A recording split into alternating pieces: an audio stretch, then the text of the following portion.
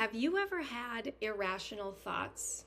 That's what we're going to talk about today on this edition of Tuesday Talks with Twyla.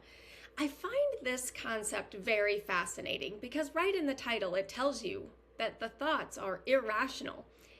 And when I did my research on this, what was so interesting is that it's very common. We all have them. But then when I started to think about how some people are impacted more deeply by this and others aren't, what's the difference? What's happening for some of us that's not happening for others? And the first thing that I want to say is that we don't always realize or recognize the thoughts as irrational. And I would say that this is very common when you have some flavor of thought that recurs because we get used to thinking it. It becomes common, it becomes comfortable, and we don't realize that it's irrational. And the other thing that I think is different is when we have the irrational thoughts, which we all do, sometimes we entertain them more than others.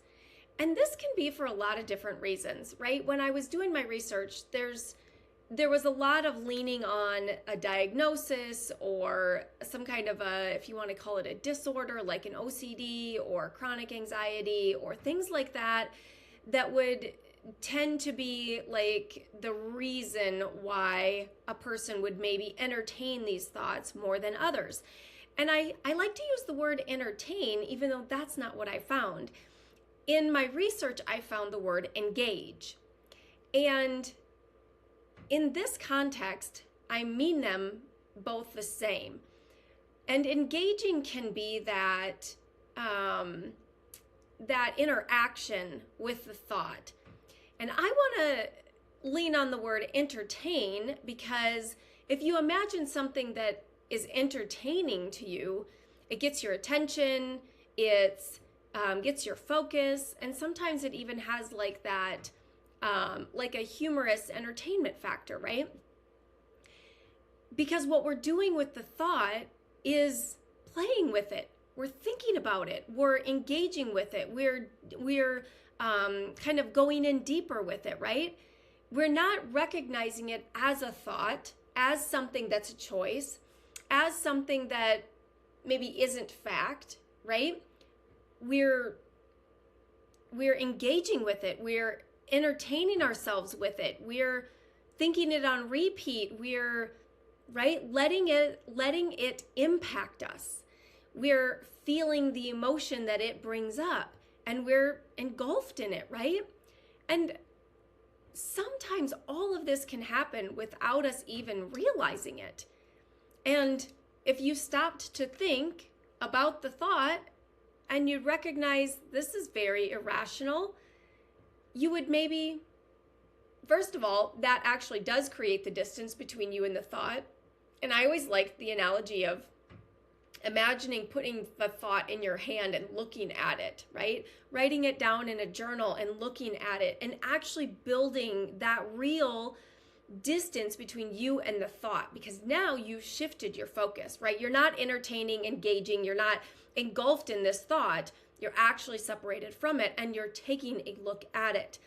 And when you do that, instantly you've lessened the impact, right? You're not feeling the emotional impact of that thought when you've stepped away to take a look at it.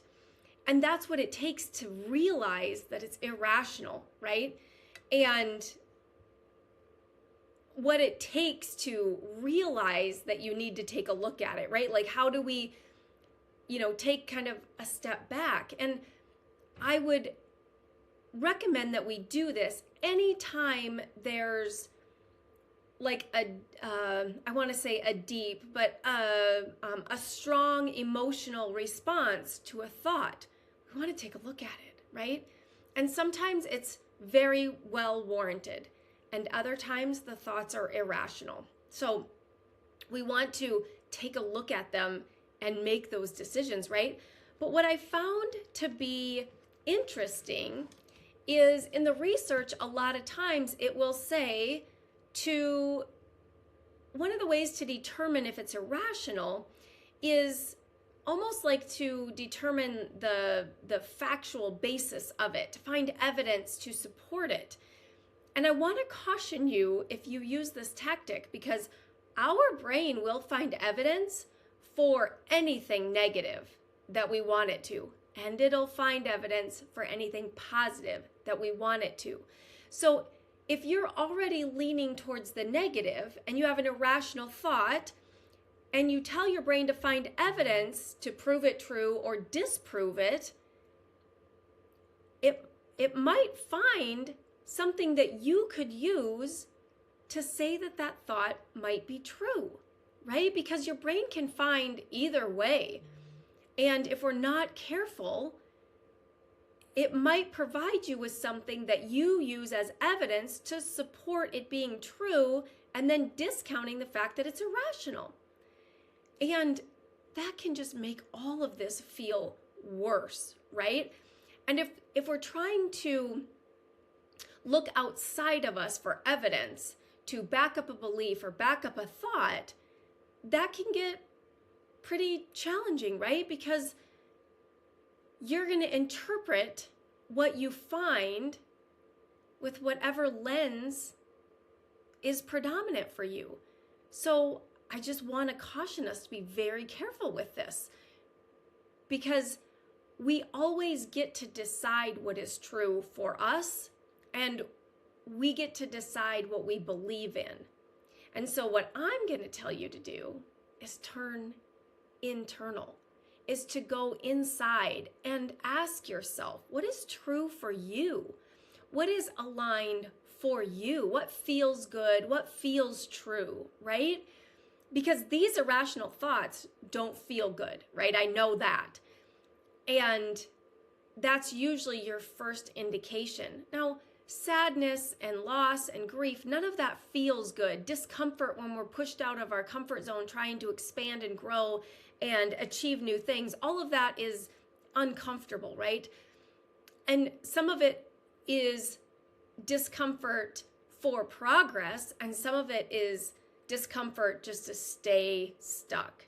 So we have to be really careful with this, right? With all of these concepts, they can really go either way. So we have to know. But we want to always remember is we are in control. We do get to decide always. We don't have to believe anything that we're told, that someone says is true. We don't have to believe anything that doesn't feel aligned for us. And that's why I want you to lean that way. And what feels good for you and aligned for you, go look for evidence to support that, right?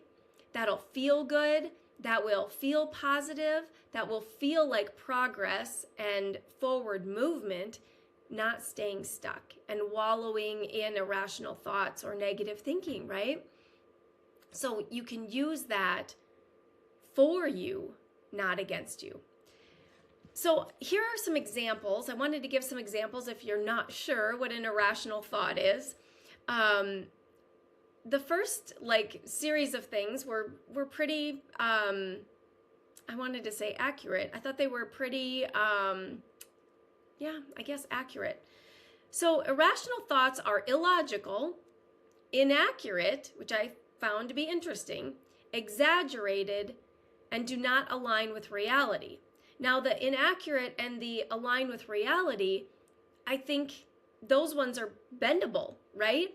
Because your mind, if you're already thinking irrational thoughts, can lean towards thinking something is accurate or that it is aligned with reality, because you define your reality, right? We don't define our reality. We tend to, right, by what's outside of us, but we get to create that definition for ourselves. So you can look at something, right, and make it mean something very negative and prove its accuracy or prove its reality, right? Or you can look at it a completely different way. So the inaccuracy and the reality I find to be very challenging, and that's why this work can be like, wow, can make you feel crazy, right? But that's where I want to make sure that you understand you are always in control. You always get to choose your thoughts. You get to decide what you believe. And you should turn internal to find what's aligned and true for you. And you'll feel the difference, right? And let that be your compass. Let that guide you towards what is good and true for you, right? So here's some other examples. Catastrophizing, all or nothing thinking, and predicting negative outcomes. And that's why I want us to be really careful that all of these are, I kind of fall them, I put them all into like the one all or nothing thinking, right? Because the catastrophizing is exactly that, right? It's the all or nothing thinking. It's the worst case scenario. And then predicting negative outcomes, also that same flavor, right? And so that can be the flavor of your irrational thinking. But if you want to try to say that, like, let's find the truth in what we're thinking, is it accurate? Is that my reality? That can be difficult because you could find evidence to support that if that's what you make it mean, right? Because you get to choose the meaning for everything. Those are the thoughts you have about whatever it is. So these paradigms can get very tricky. And that's why I want you to lean on what's true for you, what's aligned for you, because you'll feel that. It'll feel good. It'll feel true. And it might feel a little, I want to say, like scary because it's uncomfortable, because maybe you've never done that before, or maybe you've never trusted it before, right? And I want to challenge you to trust it, because what is true for you and what is real and aligned for you should be your guide, should be what you use to base things off of. The accuracy, the facts, the reality, right? Because you get to create all of that for yourself based on what you think and what you believe and what you want to go find evidence to support. So let it be something that works for you, not against you, right? Because that's our goal always, right? Is to satisfy our heart's desire. But a lot of times we don't even listen to that, right? We don't even allow the listening, the tuning in, the turning in, right? We just let everything around us kind of persuade that. And that's what we listen to. That's what we should like. That's what we should want. This is what we should be doing, right? And that can look something totally different than what our heart is whispering to us, right? So if you do have irrational thoughts, what do we do about them? Of course, the first thing that we have to do is recognize that they're irrational, right? And so if it's challenging, I would say it's challenging to say that the goal should be that we catch every irrational thought, right? And you've heard me talk about awareness of our thinking, how intentional are we about our thinking. And I think that the catching of irrational thoughts really needs to be something that is not a process that we only do when we have irrational thoughts. It's our thought work that we do on a regular basis, because we're building that awareness. We're getting curious and figuring out, what are we thinking and why, and where is that coming from, and do I want to think that? And we're making decisions around it, and we're being intentional about our thinking always, right? And so if you do this regularly, you'll be more like swift or quick about catching that it's irrational, right? And you'll recognize, you'll feel the difference, right? But you'll be like, whoa, like that's a big thought. That's an irrational thought there. And once you have that technique and that skill of building awareness around your thinking regularly, it won't be like this, like major task, let's say, right? Like, oh my gosh, I have all this thought work to do, right? It's something we do regularly. It's something that we do either daily. I would recommend daily, but at least we have a regular practice for taking a look at, what are we thinking? What is our predominant thinking? Because I can tell you, I'm one of them that I'll be really good about doing it daily. And then when things feel like, oh, it's like this well-oiled machine, I don't need to do this. and then it falls by the wayside. And then by the time I pick it back up again, it's like, whoa, what a mess, right? Like, had I just done like the easy peasy days where I didn't feel like there was a lot of thought work that was needed, there wouldn't have been this accumulation where it's like, whoa, now look at all the work I have to do, right?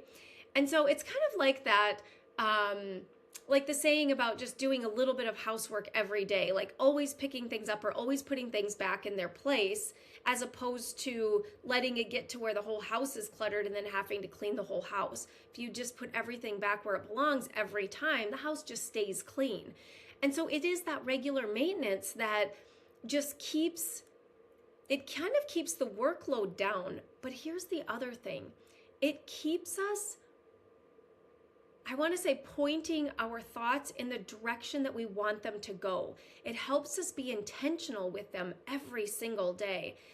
And that can feel like it's not that big of a deal when it's easy. Like on the days, like if you're doing it every day, by like the 5th or 7th day, you're like, yeah, I just don't have a lot of like, stuff to work through. But what you do have always is, where do I want to direct my thoughts today? Where do I want to be intentional about what I'm thinking about? And if you have big goals, this is huge, right? Because you're going to be faced with like obstacles or resistance or negative thinking or that discomfort of pushing out of our comfort zone.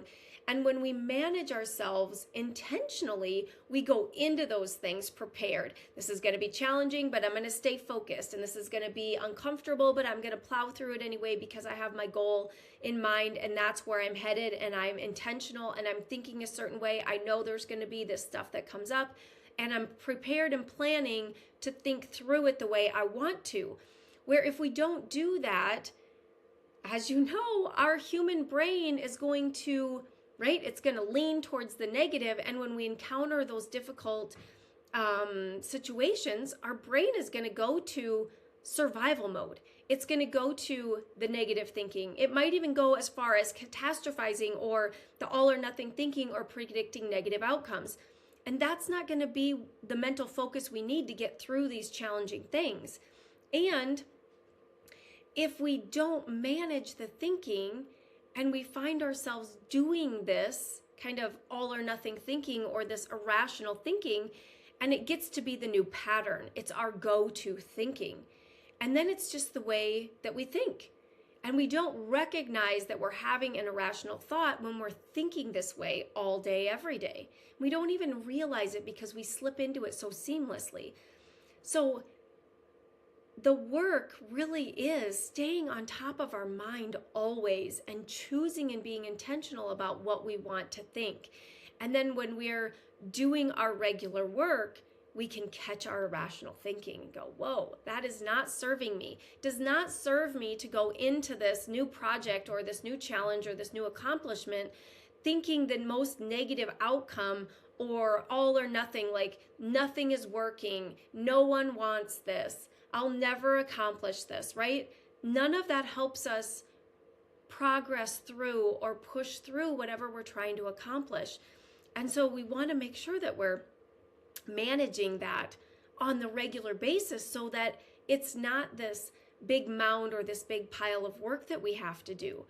And so, of course, I'm going to recommend daily work on this, but for sure, if you take a look back and go, okay, when was the last time I had an irrational thought? Like something that was just, illogical. It was kind of absurd. It was maybe all or nothing thinking. It was maybe, catastrophizing, right? Like where have I had that recently, lately? When's the last time I was thinking like that?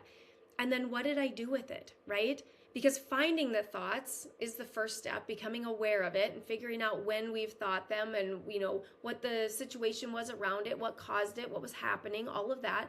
How did it make you feel, right? All of that, because the thought is what causes our feeling. So then what do we do? Like when I did my research, it basically said, like, how do I get rid of this illogical thinking, this irrational thought? How do I get rid of these thoughts? And we've done a lot of work on intentional thinking, right? And then like the negative thoughts or thought loops and all of this stuff that we're trying to I guess, get rid of, right? We're trying to work through and eliminate is the goal. I will tell you that like elimination really isn't the goal, because our human brain is just always going to offer up the negative. It's always going to revert. It's always going to go to survival. And so the repeat of those patterns is common. It's expected, right? So this isn't work that like once you've gotten there, you'll never have another negative thought again. That's just not the reality. And so when we find our irrational thoughts, what do we do with them? And I actually loved that this was the recommendation. Acknowledge them without judgment, right? We talk about this all the time. Our awareness is just becoming aware of them. We're not judging, we're not offering opinions. It's the brainstorm, it's the gathering of data, it's just the collection of the information. It's just becoming aware, just being curious, no judgment, no opinions, nothing like that. And we can label it as just thoughts, and that's why this work is so important, because as you get better at this and more skilled and practiced, it won't be a heavy lift to label these things as just thoughts. And I say that, right? I say the just thoughts in jest because they're just thoughts, but they're everything, because thoughts are optional. We always have control over them. We always have the power to change them, decide, be intentional. And so when we label it as this is just a thought, and I'm going to encourage you to do that without trying to find evidence or, look to see if it's aligned with reality and use some of that accuracy and that factual and that kind of thing. We just label it as a thought. Because once we do that, we've put it in our hand to take a look at it, and then it's just, right, it's neutral that way. It's acknowledging it without judgment and opinion. It's labeling it as just a thought. There it sits. And we've put distance. We're taking a look at it. We have the awareness. And we have that neutrality and that separation that allows us to take a look at it from a different perspective, right? And the last piece of this was refusing to engage in them, right? And that's where that separation is huge. I don't care for the strong language like getting rid of this and refusing and things like that. But when we do this practice, we're actually, right, we're not engaging with them. I don't want to say refusing, but we're not engaging with them once we've put them in our hand to just take a look at them, to evaluate them, to get curious about them, to just label them as thoughts. What is this thought that I'm having?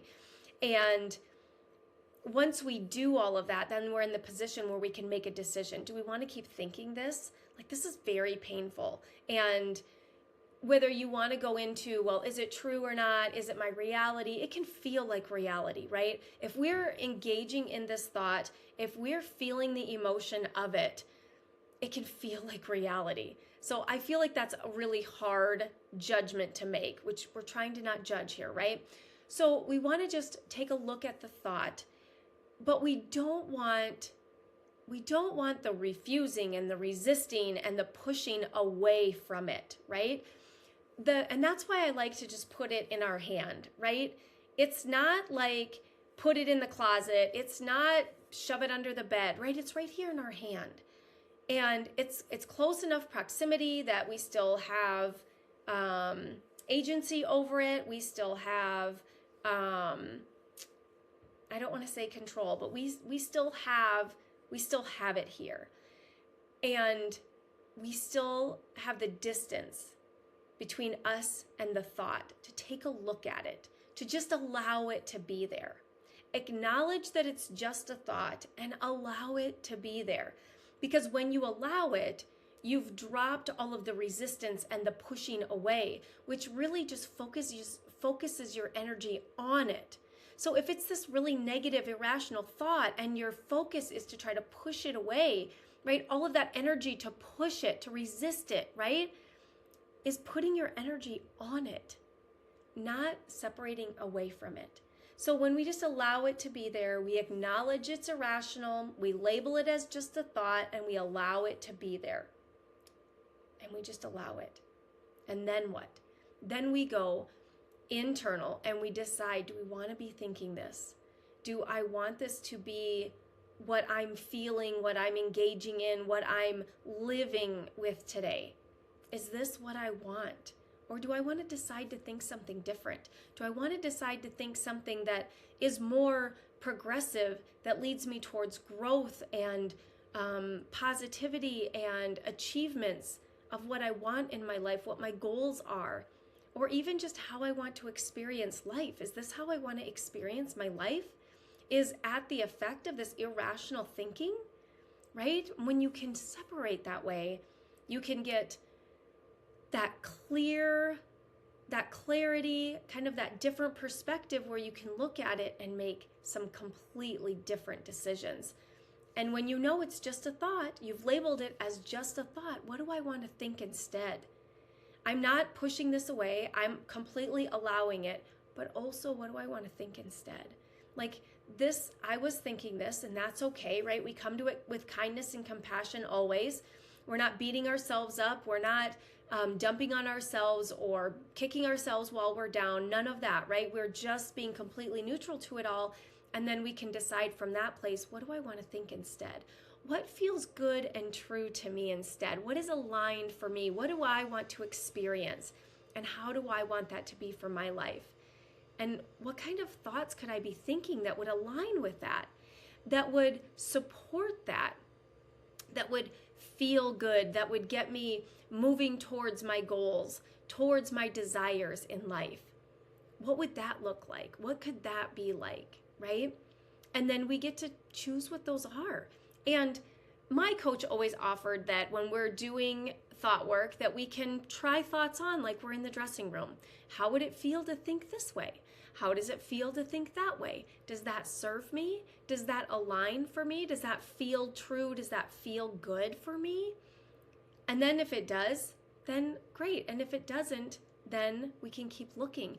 And the trick to this is there can be times where we think something is a positive thought, but it doesn't make us feel good.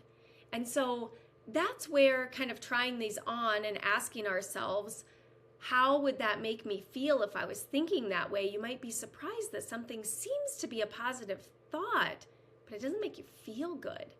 And so you want to make sure that you are kind of trying them out to make sure that you're not choosing something that doesn't feel good. And for a lot of different reasons, right? Either we make it mean something different, or it's like almost too strong of a swing and we can't believe it. And so then we just have like that duality of that almost like the opposite thinking, right? We try to tell ourselves this thought and then our brain is like, no, like I'm really smart. No, you're not, right? Or, I'm really successful. No, you're not, right? Like your brain will just offer those immediate contradictions. And so it might be something that feels like it's a positive thought, and then when you try it on, it doesn't actually feel good, and you're like, whoa, that's not it. And so that's why I do encourage you to practice these, to try them out. Like, how does this make me feel when I'm thinking this? And could I think it, right? Because maybe it's like when it brings up that contradiction, you want to be like, okay, I'm not ready to go to that extent yet, right? I have to have a ladder thought, a smaller thought, a more neutral, a more positive, but not right that big of a swing from where I'm at right now and what I've been thinking. So this is definitely an exercise where you get to kind of play around and you get to decide. And it's not a one size fits all. It's not, well, that thought serves so and so, or if I give you a thought and you're like, yeah, that doesn't land for me, then that's not the right one. So play around with it, find the ones that do work, and then know that this is ongoing work. So this isn't going to be the thought that you pick in this exercise isn't going to be the next thought that you'll keep forever, right? This is an evolution. All of these skills and all of this practice is stuff that we do regularly and we do daily, and we evolve and we change, and we want to believe something bigger, and we want to believe something new, and we want to expand more, and we want to grow more. And as we do, or life happens and different things influence us, maybe certain things are harder to get our minds wrapped around, and so we have to work it a different way. And so just know that all of this is ever changing, and you might feel like you've got this conquered and you've got this figured out and things are going well, and Boom, there's some more irrational thinking. And you're like, where did that come from, right? Thank you, brain. And also, no, I'm not entertaining that. I'm not going to engage in that. Let's take a look at this. What is going on here? And what do I want to think instead? And that's why I do feel like if you have an intentional thought practice, whether it's daily or weekly, but at least some kind of a regular practice, and you're directing your thoughts and you're being intentional on what you want them to be, it's less likely that these irrational thoughts will come in, but definitely less likely that they'll come in and take over, that they'll set up shop and they'll become your new patterns. It's very unlikely because you're so proactive, you're intentional, you're directing where you want your thoughts to go. And so when they pop up, you're like, whoa, where'd you come from? And you can address them right away, and you have the practice and you have the exercises and you have the work that you do regularly, and now you're just taking a look at this stuff. And so for sure, obviously, my recommendation is going to be to have a regular practice here, and it will reduce the amount of irrational thinking that you have, but it won't eliminate it. It won't get rid of it, right? That language I just feel like is impractical. I think that it's not going to be the reality. I think you can lessen it. I think you can reduce the impacts. I think that you can be quicker to figure out how what to do when it happens. So I definitely think there's those options there, and that's available to you always. And so just knowing that all of this can be part of your tool belt, your daily practice, your routines, because once you get it to be part of your routine, it'll be just one of those things that you do regularly. And then when something comes up, you can pick up the practice on the fly when needed, when something new comes up, and you'll know exactly what to do and how you handle and manage things like that. So you'll kind of have that, the practice and the exercises just, ready to go. And so that'll be a great way to equip yourself for everything that life throws at us, because it will, right?